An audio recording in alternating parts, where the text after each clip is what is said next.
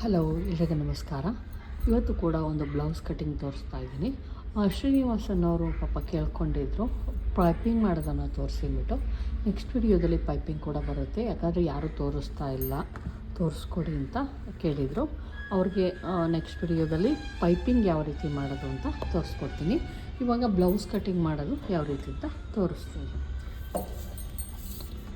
ಇಲ್ಲಿ ಬಂದು ಎದೆ ಸುತ್ತಳತೆ, ಫಸ್ಟು ಎದೆ ಸುತ್ತಳತೆ ನೋಡ್ಕೊಳ್ಳಿ. ಮತ್ತು ಬ್ಲೌಸ್ ಲೆಂತು ಇಲ್ಲಿ ಬಂದು 11 ಎದೆ ಸುತ್ತಳತೆ, 44 ಎದೆ ಸುತ್ತಳತೆದು. ಸ್ಲೀವ್ ಲೆಂತ್ ಎಷ್ಟಿದೆಯೋ ಅಷ್ಟು ಇಟ್ಕೊತೀನಿ, ತುಂಬ ಜಾಸ್ತಿ ಎಲ್ಲ ಅವ್ರು ಇಟ್ಕೊಳಲ್ಲ. 5 ಇಂಚ್ ಇದೆ, 5 ಇಂಚ್ ಇಟ್ಕೊತೀನಿ. ಶೋಲ್ಡರ್ ರೆಡಿ ಬಂದು 2.25 ಇದೆ ಫ್ರೆಂಡ್ಸ್, 2.25ನೇ ಬರೋ ಥರ ನೋಡ್ಕೊತೀನಿ. ಫ್ರಂಟ್ ಡಿಪ್ ತುಂಬ ಜಾಸ್ತಿ ಇಲ್ಲ, ಫ್ರಂಟ್ ಡಿಪ್ ಇಟ್ಕೊಳ್ಳಲ್ಲ.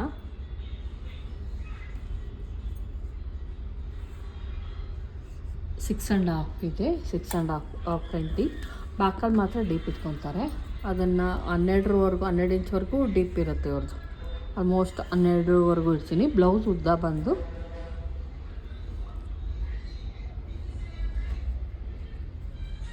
15.25 ಇದೆ ಫ್ರೆಂಡ್ಸ್. ಈಗ ಇಟ್ಕೊಳ್ಳೋಣ. ಇದು ಬಂದು ಮೈನ್ ರೇಷ್ಮೆ ಸ್ಯಾರಿ, ಮೈಸೂರು ಸಿಲ್ಕು. ಇಲ್ಲಿ ನಾನು ಲೈನಿಂಗನ್ನು ಕಟ್ ಮಾಡ್ಕೊಂಡಿದ್ದೀನಿ. ಫಸ್ಟು ಸ್ಲೀವ್ ಕಟ್ ಮಾಡ್ಕೊಳ್ಳೋಣ.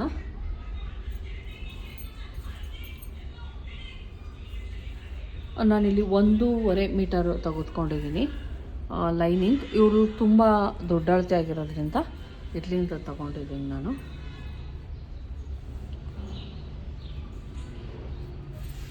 ಹೀಗೆ ಫೋಲ್ಡ್ ಮಾಡ್ಕೊತಾ ಇದ್ದೀನಿ. ಸ್ಲೀವ್ ಉದ್ದ ಬಂದು 5 ಇಂಚಿದೆ, ನಾನಿಲ್ಲಿ 6 ಇಂಚಿಗೆ ಇಟ್ಕೊತೀನಿ, ಅಷ್ಟೇ ಇಟ್ಕೊತೀನಿ. ತುಂಬ ಜಾಸ್ತಿ ಎಲ್ಲ ಬೇಡ. ಅವರು ಉದ್ದ ಆದರೆ ಮತ್ತೆ ತುಂಡ ಮಾಡಿ ಆ ಥರ ಎಲ್ಲ ಹೇಳ್ತಿರ್ತಾರೆ. ಹಂಗಾಗಿ ಇಲ್ಲಿ ಒಂದು ಲೈನ್ ಹಾಕ್ಕೊತಾ ಇದ್ದೀನಿ. ಮತ್ತು ನಾನಿಲ್ಲಿ ಬಂದು 3 ಇಂಚಸ್ಗೆ ಒಂದು ಮಾರ್ಕನ್ನು ಹಾಕ್ಕೊತೀನಿ.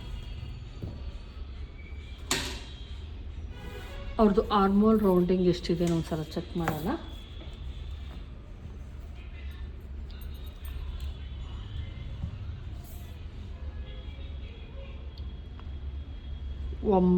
9 ಇದೆ ಫ್ರೆಂಡ್ಸ್. 9 ಎಲ್ಲಿಗೆ ಬರುತ್ತೆ ನೋಡಿಕೊಂಡು ನಾನಿಲ್ಲಿ ಒಂದು ಮಾರ್ಕನ್ನು ಹಾಕ್ಕೊತಾ ಇದ್ದೀನಿ. ಇದನ್ನು ನೀಟಾಗಿ ಒಂದು ಶೇಪನ್ನು ಕೊಟ್ಕೊಂಡೆ. ಶೇಪ್ ಕೊಟ್ಕೊಂಡೆ.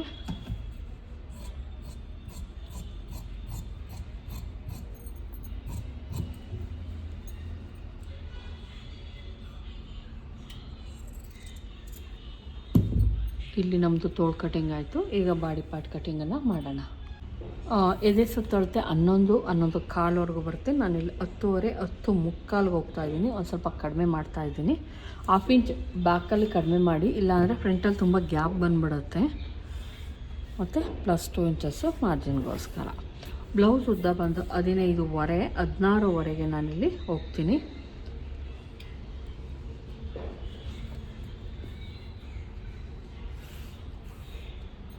ಇಲ್ಲಿ ಬಂದು ನೆಕ್ ಬಂದು 2 ಇಂಚಸ್ಸನ್ನು ತೆಗೆದುಕೊತೀನಿ. ಮತ್ತು ಇಲ್ಲಿ 2.25 ಇರೋದ್ರಿಂದ 3 ಕಾಲ್ವರೆಗೂ ನಾನು 5.25 ತಗೊಂಡಿದ್ದೀನಿ ನೋಡಿ. 2.25 3.25 ಆಲ್ಮೋಸ್ಟ್ 3.25 ಆ ಥರ ರೇಂಜ್ ಹೋಗಿದೆ. ಮತ್ತು ಇಲ್ಲಿ ನಾವು ಇವ್ರದ್ದು ಚೆಸ್ಟ್ ಜಾಸ್ತಿ ಇದೆ, ನೆಕ್ಕು ಶೋಲ್ಡರ್ ಕಡಿಮೆ ತೊಗೊಂಡಿದ್ದೀವಿ.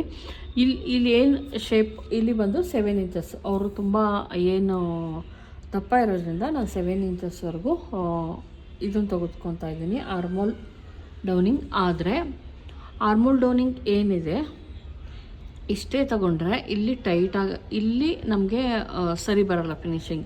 ಅದಕ್ಕೇನು ಮಾಡಬೇಕು, ನಾವಿಲ್ಲಿ 6 ಇಂಚಸ್ಗೆ ಒಂದು ಮಾರ್ಕ್ ಹಾಕ್ಕೊಳ್ಳೋಣ. 6 ಇಂಚಸ್ ಅಥವಾ 6.5ಗೆ ನಾನಿಲ್ಲಿ ಒಂದು ಮಾರ್ಕನ್ನು ಹಾಕ್ಕೊತಾ ಇದ್ದೀನಿ. ಆರ್ಮೋಲನ್ನು ಹೆಚ್ಚಿಸ್ಕೊಬೇಕು, ಅಂದರೆ ಈ ಪಾರ್ಟನ್ನು ಹೆಚ್ಚಿಸ್ಕೊಬೇಕು. ಮತ್ತು ಇವ್ರದ್ದು ಬ್ರಾಡು ಮತ್ತು ಡೀಪ್ ಇರೋದ್ರಿಂದ ನಾವಿಲ್ಲಿ ಹೆಚ್ಚಿಸ್ಕೊಳ್ಳೇಬೇಕು, ಇಲ್ಲಾಂದರೆ ತುಂಬ ಫಿನಿಶಿಂಗ್ ಚೆನ್ನಾಗಿ ಬರೋಲ್ಲ.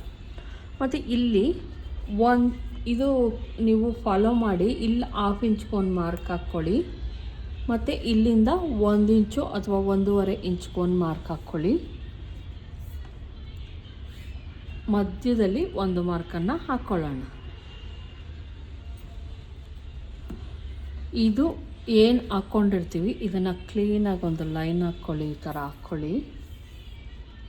ಮತ್ತು ಇಲ್ಲಿಂದ 1/4ಗೆ ಇಲ್ಲಿಂದ ಈ ಪಾಯಿಂಟಿಂದ 1/4ಗೆ ಒಂದು ಮಾರ್ಕನ್ನು ಹಾಕ್ಕೊಳ್ಳಿ. 1/4ಗೆ ಬ್ಯಾಕಲ್ಲಿ.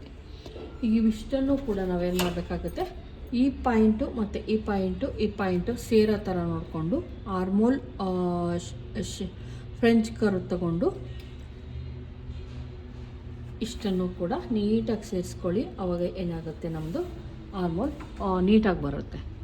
ಇಷ್ಟಾದಮೇಲೆ deep neck deep, back neck deep ನಾನು 11:15ವರೆಗೂ ಹೋಗ್ತಾಯಿದ್ದೀನಿ. 11:15 ಅಥವಾ 12ವರೆಗೂ ಹೋಗ್ಬೋದು. ತುಂಬ ಡೀಪ್ ಇಟ್ಕೊತಾರೆ. ಇಲ್ಲಿ ಬಂದು ನಾನು 3.5 ಇಂಚಸ್ಗೆ ಒಂದು ಮಾರ್ಕನ್ನು ಹಾಕ್ಕೊತಾ ಇದ್ದೀನಿ. 3.5 ಅಥವಾ 4 ಇಂಚವರೆಗೂ ಹೋಗ್ಬೋದು, ಆದರೆ ನಾನಿಲ್ಲಿ 3.5 ಹಾಕ್ಕೊತಾ ಇದ್ದೀನಿ. ಇದನ್ನು ನೀಟಾಗೊಂದು ಕೈಲಿ ಬೇಕಾದರೂ ಹಾಕ್ಕೊಬೋದು, ಇಲ್ಲ ಆರ್ಮೋಲ್ ಶೇಪ್ ತೊಗೊಂಡು ಹಾಕ್ಕೊಬೋದು. ನೋಡಿ, ಇಲ್ಲೇನಾದರೂ ನಾವು ಇದಕ್ಕೇನಾದರೂ ಹಿಂಗೆ ಶೇಪ್ ಹಾಕಿದ್ದಿದ್ರೆ ಇದು ತುಂಬ ಚಿಕ್ಕದಾಗಿ ಬಿಡ್ತಾಯಿತ್ತು ಈ ಪಾರ್ಟು. ಹಂಗಾಗಿ ಈಗ ನೋಡಿ, ಇಲ್ಲಿಗೆ ನಮ್ಮದು ಸ್ಟಿಚಿಂಗ್ ಬರುತ್ತೆ, ಇಲ್ಲಿಗೆ ಸ್ಟಿಚಿಂಗ್ ಬರುತ್ತೆ. ನಮ್ಮದು ಇಷ್ಟು ಸಾಕಾಗುತ್ತೆ. ತುಂಬ ಚಿಕ್ಕದೆಲ್ಲ ನೋಡ್ಕೊಂಡು ನೀವು ಮಾಡಬೇಕಾಗುತ್ತೆ. ಇಲ್ಲಾಂದ್ರೆ ಏನಾಗುತ್ತೆ, ಕಂಕ್ಳಲ್ಲಿ ಟೈಟ್ ಆಗೋದು ಅಥವಾ ಲೂಸ್ ಆಗೋದು ಅವೆಲ್ಲ ಆಗಿಬಿಡತ್ತೆ.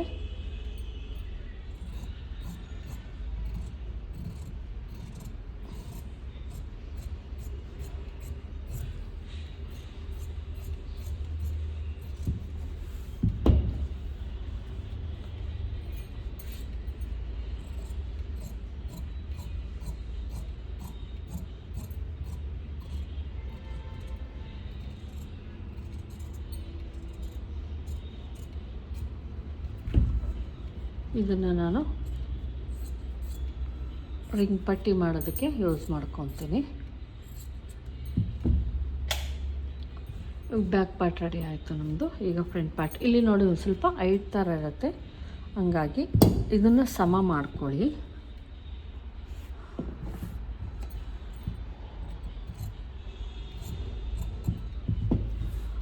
ಲೂಸ್ ಆಗೋದು ಆ ಥರ ಎಲ್ಲ ಆಗ್ತಾ ಇರುತ್ತೆ. ಅದು ಆಗಬಾರ್ದು ಅಂದರೆ ಸ್ಟ್ರೈಟ್ ಕಟ್ ಮಾಡ್ಕೊಳ್ಳಿ. ಈಗ ಇದಾಯಿತು.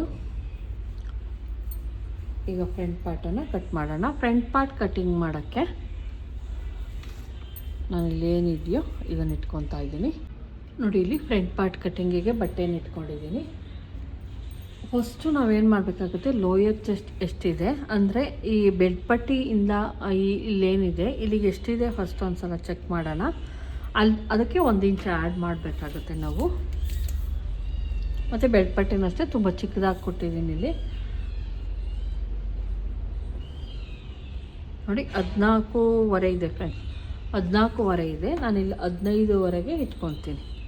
15.5 ಒಂದು 1/2 ಇಂಚ್ ಎಕ್ಸ್ಟ್ರಾ ಇಟ್ಕೊತಾ ಇದ್ದೀನಿ. ನಾನಿಲ್ಲಿ ವಿ ಥರ ಕೊಡೋದ್ರಿಂದ ಒಂದು 1/2 ಇಂಚ್ ಎಕ್ಸ್ಟ್ರಾ ಲೆಕ್ಕದಲ್ಲಿ 15.5ನೇ ತೊಗೊತೀನಿ. ಇಲ್ಲಿಗೊಂದು ಲೈನ್ ಎಳ್ಕೊಳ್ಳೋಣ. ಕೆಳಗಡೆ ನಾನು 1/2 ಇಂಚ್ ಬಿಟ್ಕೊಂಡಿದ್ದೀನಿ. ಇಲ್ಲಿ ಅದೇ ಥರ ಬಿಟ್ಕೊಳ್ಳಿ. ಇಲ್ಲಿ ಕರೆಕ್ಟಾಗಿ ನಾನು ಸಲ ಚೆಕ್ ಮಾಡ್ತೀನಿ. 15ವರೆಗೆ ಇಲ್ಲೂ ಕೂಡ ನೀಟಾಗಿ ಇಟ್ಕೊಳ್ಳೋಣ. ಜಾಸ್ತಿನೂ ಬೇಡ, ಕಡಿಮೆನೂ ಬೇಡ. ಈಗ ಇದಾಯಿತು.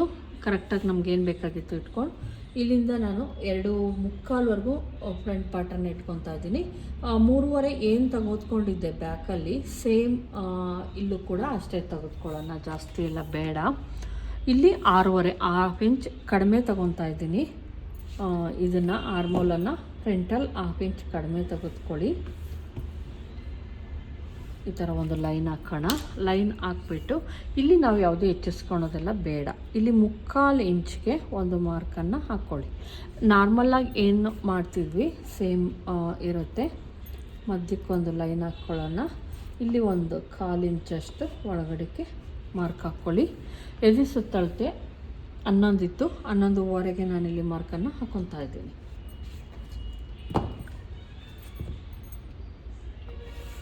Plus 2 inches ಮಾರ್ಜಿನ್ಗೋಸ್ಕರ.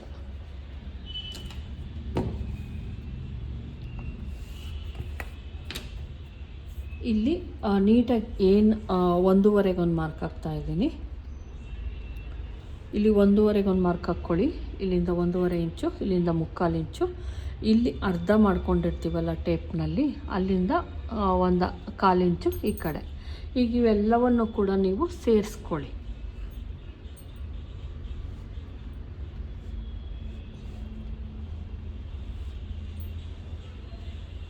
ಈಗಿದು ನಮ್ಮದು ನಾರ್ಮಲಾಗಿ ಏನು ಹೇಳ್ತೀವಿ ಅದಾಯಿತು. 1 ಇಂಚು ಒಂದು ಇಂಚು ಮಾಡಿ ಸೆಂಟರ್ ಕಂಡುಹಿಡಿಯೋಕ್ಕೋಸ್ಕರ ನೀವು ಹಂಗೆ ಕಂಡುಹಿಡ್ಕೊತೀನಿ ಅಂದರೆ ಕಂಡುಹಿಡ್ಕೊಳ್ಳಿ. ಮತ್ತು ಇಲ್ಲಿಂದ ನೆಕ್ ಡೀಪ್ ಇವ್ರು ತುಂಬ ಜಾಸ್ತಿ ಎಲ್ಲ ಇಟ್ಕೊಳಲ್ಲ, ನೋಡಿದ್ದೀರಾ 6.5 ಅಷ್ಟೇ ಇಡ್ತಾ ಇದ್ದೀನಿ.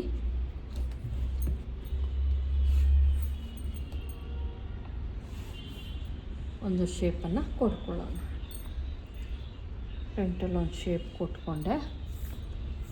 ಮತ್ತು ಇಲ್ಲಿಂದ 1.5 ಇಂಚ್ಗೆ ಒಂದು ಮಾರ್ಕ್ ಹಾಕ್ಕೊತಾ ಇದ್ದೀನಿ. 1.5 ಇಂಚು ಇಲ್ಲಿ ತೆಗೆದುಕೊಂಡಿದ್ವಿ, ಇಲ್ಲಿಂದ 1.5 ಇಂಚು, ಇಲ್ಲಿಂದ 3.5ಗೆ ಎಲ್ಲಿಗೆ ಬರುತ್ತೆ ನೋಡ್ಕೊಳ್ಳಿ. ಈ ಲೈನ್ ಹಾಕಿರ್ತೀವಲ್ಲ ಅಲ್ಲಿ, ಮತ್ತು ಇಲ್ಲಿಂದ 3 ಇಂಚು ಮಧ್ಯಕ್ಕೆ ಒಂದು ಗೆರೆ ಎಳ್ಕೊಳ್ಳಿ. ಅಲ್ಲಿ ಅದು ಕೂಡ 3 ಇಂಚು ಹೈಟ್ ಇರಲಿ.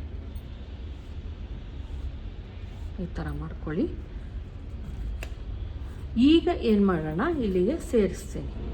ಇದನ್ನು ಹಿಂಗೆ ಸೇರಿಸ್ತೀನಿ. ಸ್ಟಿಚಿಂಗ್ ನಮ್ಮದು ಕಟಿಂಗ್ ಎಲ್ಲಿರುತ್ತೋ ಅಲ್ಲಿಗೆ ಬರುತ್ತೆ ಫ್ರೆಂಡ್ಸ್. ನಾನು ಈ ಕಟಿಂಗ್ ಹಿಂಗೆ ಮಾಡೋದ್ರಿಂದ ನಾವು ಹಿಂಗೆ ಮಾಡಿದ್ರೂ ಸೇಮ್ ಕಟಿಂಗ್. ನಾನಿಲ್ಲಿ ಈ ಥರ ಬರಲಿ ಅನ್ನೋ ಕಾರಣಕ್ಕೆ ಅಷ್ಟೇ ನಾನಿಲ್ಲಿ ಒಂದು 1/2 ಇಂಚ್ ಎಕ್ಸ್ಟ್ರಾ ಇರಲಿ ಅಂತ ಹೇಳಿದ್ದು, ಮತ್ತೇನಕ್ಕೂ ಅಲ್ಲ. ಇಲ್ಲಿಂದ 1 ಇಂಚ್ಗೆ ಒಂದು ಮಾರ್ಕನ್ನು ಹಾಕ್ಕೊತಾ ಇದ್ದೀನಿ. ಈ ಕಡೆ 1.5 ತೆಗೆದುಕೊಂಡೆ, ಇಲ್ಲಿ 1 ಇಂಚನ್ನು ತೆಗೆದುಕೊಂಡಿದ್ದೀನಿ. ಇದನ್ನು ಅಷ್ಟೇ ನೀಟಾಗಿ ಹಿಂಗೆ ಒಂದು ಶೇಪನ್ನು ಕೊಟ್ಕೊಳ್ಳಿ. ಇಲ್ಲೂ ಅಷ್ಟೇ ಇವೆರಡರ ಮಧ್ಯೆ ನಾವು ಒಂದು ಮಾರ್ಕ್ ಹಾಕ್ಕೊಳ್ಳಿ, ಮೇಲೆ ಕೆಳಗೆ ಸೇರಿಸಿ. ಇದು ಕೂಡ ಅಷ್ಟೇ 3 ಇಂಚ್ ಅಷ್ಟೇ ಇರಲಿ, ತುಂಬ ಜಾಸ್ತಿ ಎಲ್ಲ ಬೇಡ. ಈ ಕಡೆಗೆ ಒಂದು ಟೋಟಲಾಗಿ 1 ಇಂಚ್ ಬರೋ ಥರ ನೋಡ್ಕೊಳ್ಳಿ ಅಷ್ಟೇ. ಮತ್ತು ಈ ಲೈನ್ಸ್ ಏನಿದೆ ಇದು ಮತ್ತು ಇಲ್ಲಿ ಹಾಕಿದ್ದೀವಲ್ಲ, ಈ ಲೈನ್ಗೆ ಸೇರಿಸಿ ಸೆಂಟರ್ ಇದು ಕೂಡ ಅಷ್ಟೇ ಒಂದು 3 ಇಂಚು ಅಥವಾ 3.5 ಇಂಚು ಬರೋ ಥರ ನೋಡ್ಕೊಳ್ಳಿ. ಕೆಳಗಡೆಗೆ 1/2 ಇಂಚು, ಮೇಲ್ಗಡೆಗೆ 1/2 ಇಂಚು ಮಾರ್ಕ್ ಹಾಕ್ಬಿಟ್ಟು ಈ ಲೈನ್ಗೆ ಕನೆಕ್ಟ್ ಮಾಡಿ. ಸರಿ ಆಯಿತು. ಇದು ಒಂದು ಸ್ವಲ್ಪ ಅಬ್ಸರ್ವ್ ಮಾಡಿ, ಹೈಟ್ ಇದೆ, ಇದು ಡೌನ್ ಇದೆ, ಇವೆರಡನ್ನು ಹಿಡಿದಾಗ ಮ್ಯಾಚ್ ಆಗಲ್ಲ. ಹಂಗಾಗಿ ಒಂದು ಪಾಯಿಂಟ್ 1/4 ಇಂಚ್ ಮಾಡಿಬಿಟ್ಟು ಮತ್ತೆ ಇಲ್ಲಿ ನಾವು 1/2 ಇಂಚ್ಗೆ ಒಂದು ಲೈನ್ ಹಾಕ್ಕೊಂಡು ಇದನ್ನು ಹಿಂಗೆ ಹಾಕ್ಕೊಳ್ಳಿ. ಅದಕ್ಕೆ ನಾನು ಹೇಳಿದ್ದು ಒಂದು ಸ್ವಲ್ಪ ಕಡಿಮೆನೇ 1/2 ಇಂಚ್ ಕಡಿಮೆ ತಗೊಳ್ಳಿ ಅಂತ ಅದಕ್ಕೆ ಹೇಳಿದ್ದು. ಈಗ ಇದನ್ನು ಕಟ್ ಮಾಡೋಣ ನಾವು.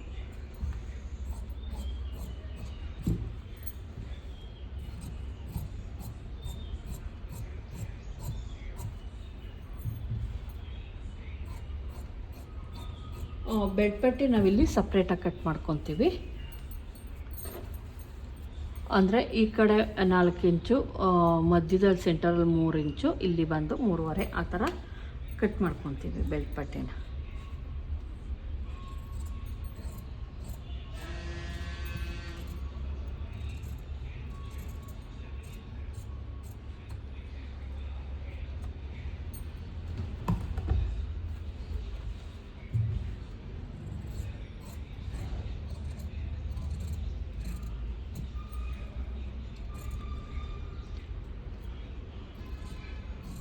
ನೀವು ಆರ್ಮೋಲ್ ಚೆಕ್ ಮಾಡಲ್ಲ ಅಂತೀರಾ, ಆರ್ಮೋಲ್ ಕರೆಕ್ಟಾಗಿ ಬಂದಿರುತ್ತೆ. ಈಗ ತೋರಿಸ್ತೀನಿ ನಾನು ಬೇಕು ಅಂದರೆ. ನಾವೇನು ಡೌನಿಂಗ್ ತೊಗೊತೀವಿ ಅದರಲ್ಲೇ ಕರೆಕ್ಟಾಗಿ ಬಂದಿರುತ್ತೆ.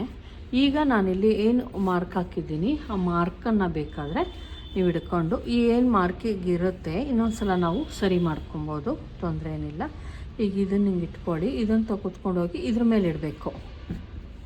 ಈಗೇನು ಆರ್ಮೋಲು ಇದನ್ನು ಮಾಡ್ತೀವಿ ಅದ್ರ ಮೇಲೆ ಇಟ್ಟಾಗ ಕರೆಕ್ಟಾಗಿತ್ತು ಅಂದ್ರೆ ಓಕೆ, ಕರೆಕ್ಟಾಗಿಲ್ಲ ಅಂದರೆ ಮತ್ತೆ ಇನ್ನೊಂದು ಸಲ ಒಂದು ಸ್ವಲ್ಪ ಏನು ಎಕ್ಸ್ಟ್ರಾ ಇರುತ್ತೆ ಅದನ್ನು ಟ್ರಿಮ್ ಮಾಡ್ಕೊಳ್ಳಿ.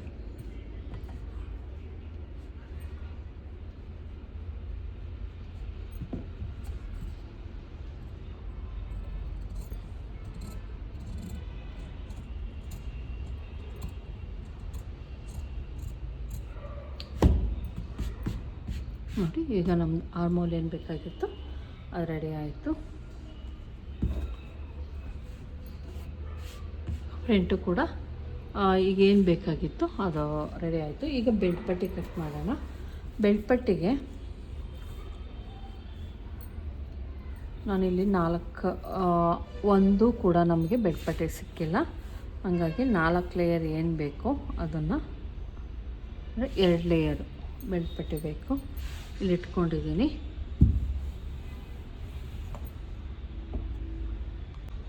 ನೋಡಿ ಇಲ್ಲಿ ನಾನು 4 ಇಂಚ್ ತೊಗೊತೀನಿ.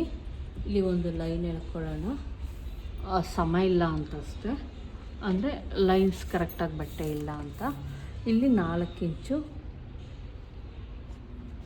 ಸೆಂಟರಲ್ಲಿ 3 ಇಂಚು, ಈ ಕಡೆ ಒಂದು 3 ಇಂಚು ಅಥವಾ 3.5 ಅಷ್ಟೇ ಇರಲಿ, ತುಂಬ ಜಾಸ್ತಿ ಎಲ್ಲ ಬೇಡ. ಈಗ ಇವೆಲ್ಲ ಲೈನ್ಸ್ಗಳನ್ನು ನೀಟಾಗಿ ಸೇರಿಸ್ಕೊಳ್ಳಿ. ಈಗ ಕಟ್ ಮಾಡ್ಕೊತೀನಿ.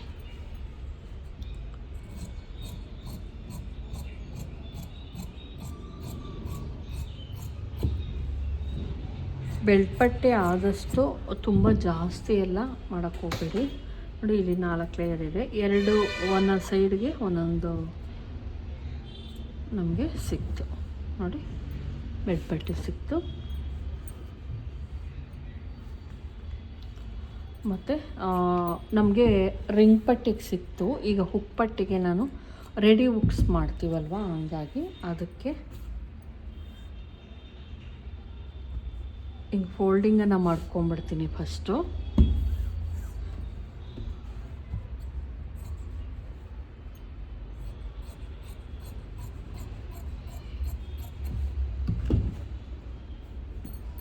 ನೋಡಿ ಈ ಥರ. ಮತ್ತು ಇನ್ನೊಂದು ಲೇಯರನ್ನು ಫೋಲ್ಡಿಂಗ್ ಮಾಡ್ಕೊತೀನಿ.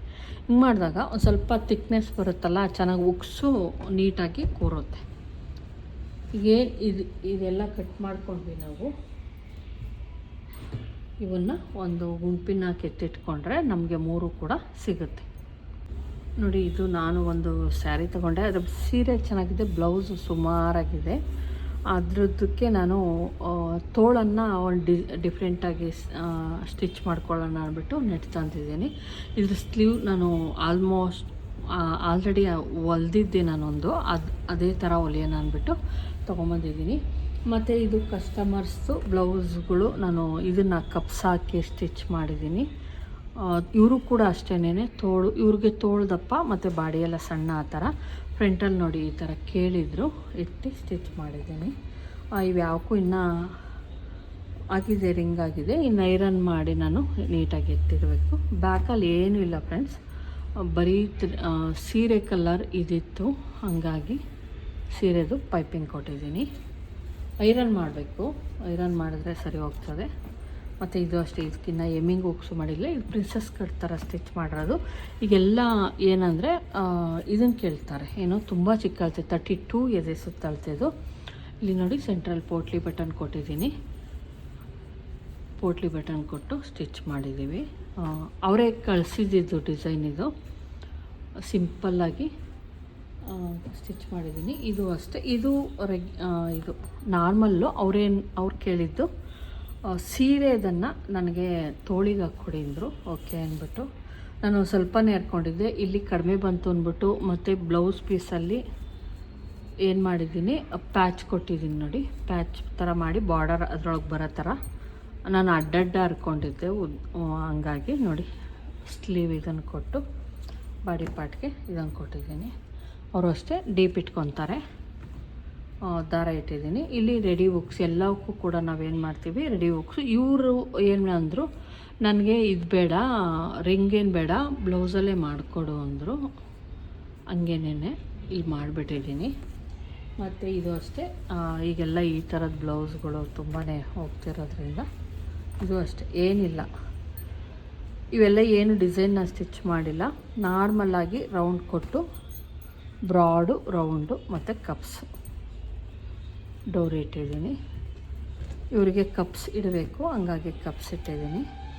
ಈಗೆಲ್ಲ ತುಂಬ ಕಪ್ಸ್ ಇಟ್ಕೊತಾರೆ ಫ್ರೆಂಡ್ಸ್, ಹಂಗಾಗಿ ನೋಡಿ ಏನಿಲ್ಲ, ನಾರ್ಮಲಾಗಿ ಕಪ್ಸ್ ಇಟ್ಟು ಸ್ಟಿಚ್ ಮಾಡಿದ್ದೀನಿ. ಇದೊಂದು, ಮತ್ತು ಸೇಮ್ ಬ್ಲಾಕಲ್ಲೊಂದು ಮಾಡಿದ್ದೀನಿ ನೋಡಿ.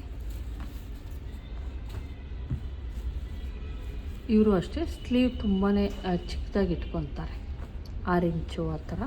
ಇದು ಅಷ್ಟೇ, ನಾನು ಏನು ಡಿಸೈನ್ ಮಾಡಿಲ್ಲ. ಇವಕ್ಕೆಲ್ಲ ಏನಂದರೆ ಡಿಸೈನ್ ಅವಶ್ಯಕತೆ ಇರಲ್ಲ. ಇದಕ್ಕೂ ಅಷ್ಟೇ ರೌಂಡ್ ಕೊಟ್ಟಿದ್ದೀನಿ, ಡೋರಿ ಕೊಟ್ಟಿದ್ದೀನಿ, ಕಪ್ಸನ್ನು ಹಾಕಿದ್ದೀನಿ ನೋಡಿ, ಕಪ್ಸ್ ಕೊಟ್ಟು ಸ್ಟಿಚ್ ಮಾಡಿರೋದು ಅಷ್ಟೇ ಫ್ರೆಂಡ್ಸ್.